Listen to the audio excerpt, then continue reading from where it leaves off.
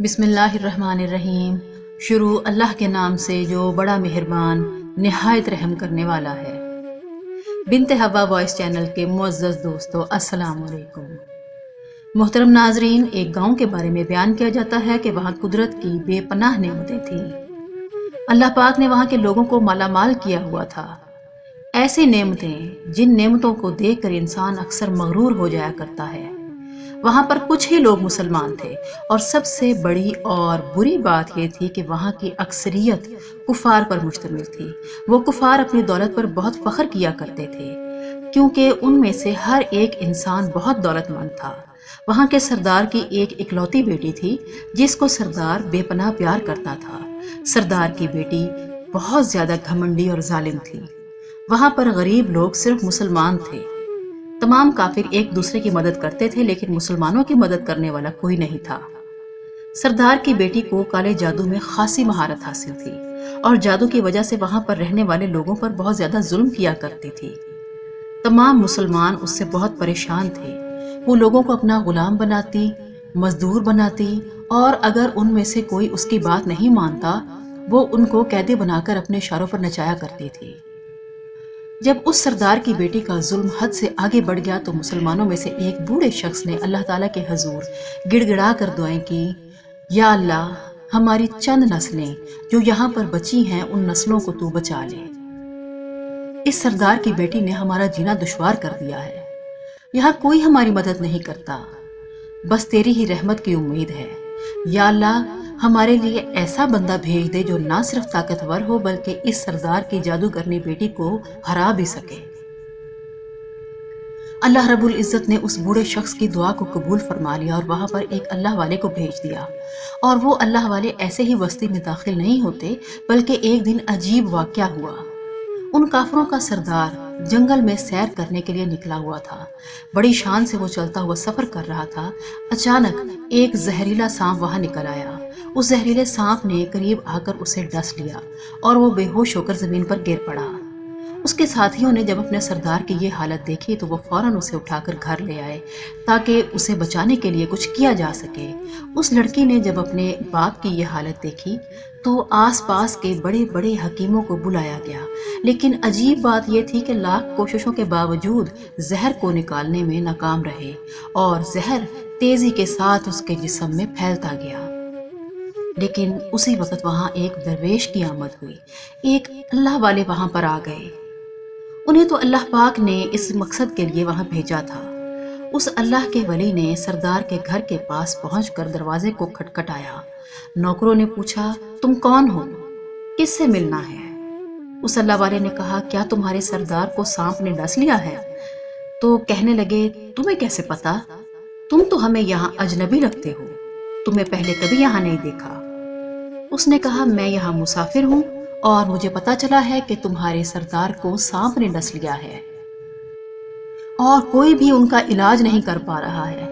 نوکروں نے کہا، تم کون ہو؟ اللہ والے نے کہا، میں حکیم ہوں اور میں ان کا علاج کرنے کی غرض سے یہاں آیا ہوں۔ نوکر اللہ والے کی حالت دیکھ کر ہنسنے لگے، کیونکہ ولی اللہ نے پھٹے پرانے کپڑے پہن رکھے تھے۔ نوکر کہنے لگے، تمہاری تو حالت بتا رہی ہے کہ تم کسی کام کے نہیں، یہاں بڑے بڑے حکیم طبیب ناکام ہیں، تم کیا کر لو گے؟ درویش نے کہا، اگر تم چاہتے ہو کہ تمہارے سردار کی جان بچ جائے تو پھر مجھے اندر آنے دو۔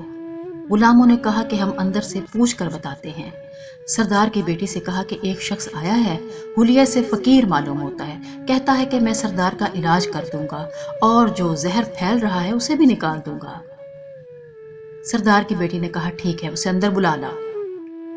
جب وہ درویش گھر میں داخل ہوئے تو دیکھا سردار درد کی شدت سے تڑپ رہا ہے اور اپنی ٹانگ کو بار بار بستر پر پٹک رہا ہے۔ درویش نے جس جگہ سانپ نے ڈسا تھا وہاں تھوک دیا اور فوراً وہاں سے بھاگ گئے۔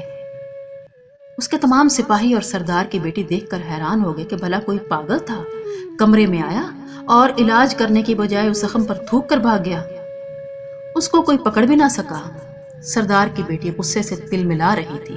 اس نے تھوک کو صاف کرنے کا حکم دیا، لیکن جیسے ہی انہوں نے تھوک صاف کرنے کے لیے رومال پکڑا، وہاں بیٹھے حکیم نے صاف کرنے کے بجائے تھوک کو مل دیا اور ہاتھ کے اشارے سے سردار کی بیٹی کو روک دیا۔ کچھ ہی دیر میں اس دھوپ کی وجہ سے سارے زہر کا اثر ختم ہو گیا۔ جو ٹانگ کٹنے کی حالت میں تھی وہ ٹانگ بالکل پہلے کی طرح ہو گئی۔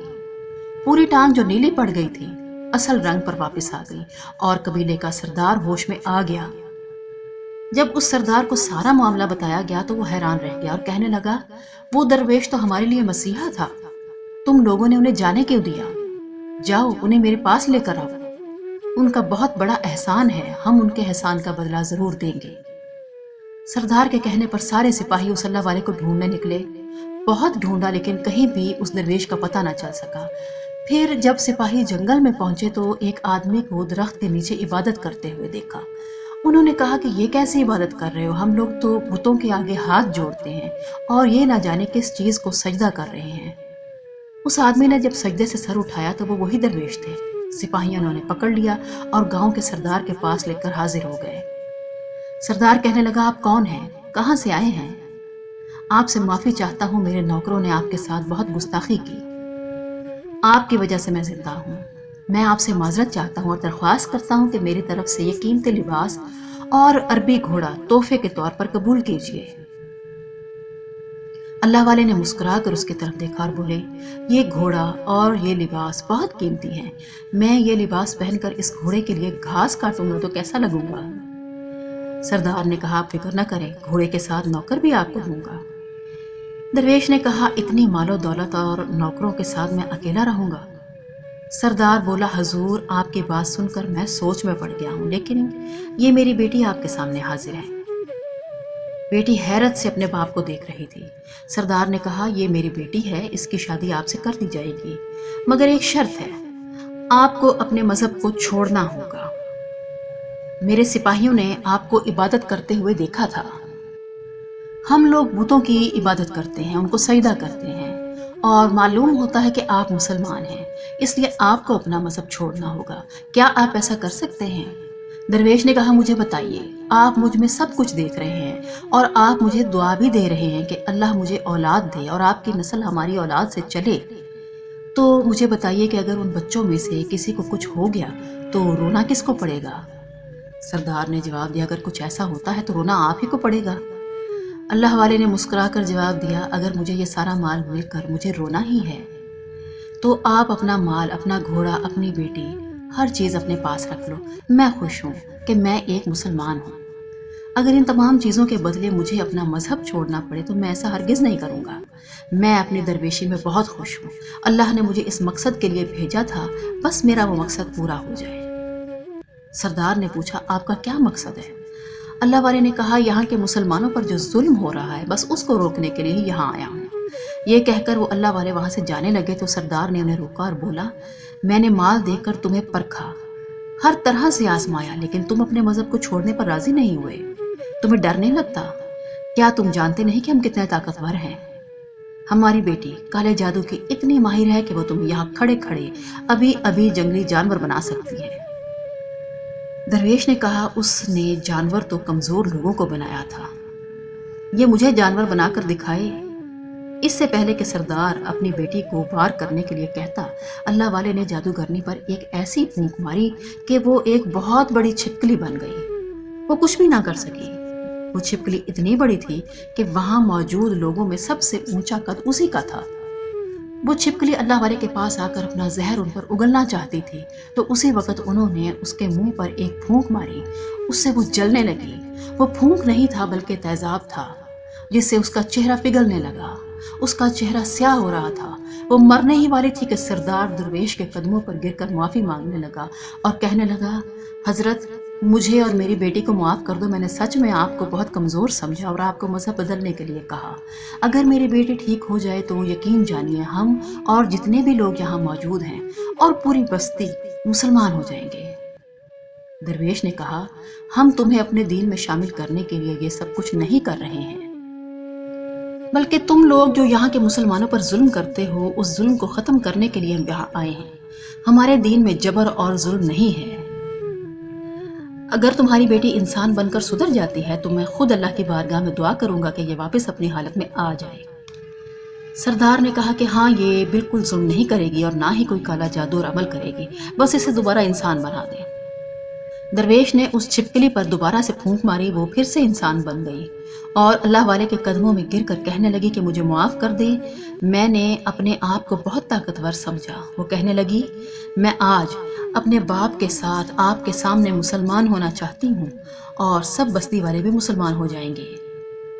اور یوں اس اللہ والے کے ہاتھوں پر اس بستی کے سردار اس کی بیٹی ایمان لے آئے اور سردار نے اللہ والے سے اپنی بیٹی کا نکاح کرا دیا اور پھر اس بستی میں ہمیشہ کے لیے امن و امان قائم ہو گیا۔ پیارے دوستو، اسلام ایک بہت ہی خوبصورت مذہب ہے۔ اس مذہب سے اپنے تو کیا غیر بھی متاثر ہوئے بغیر نہیں رہ سکتے۔ اللہ پاک ہم سب کو مذہب اسلام سے سچی اور پکی محبت کرنے اور اسلام کے مطابق اپنی زندگی گزارنے کی توفیق عطا فرمائے۔ آمین یا رب العالمین۔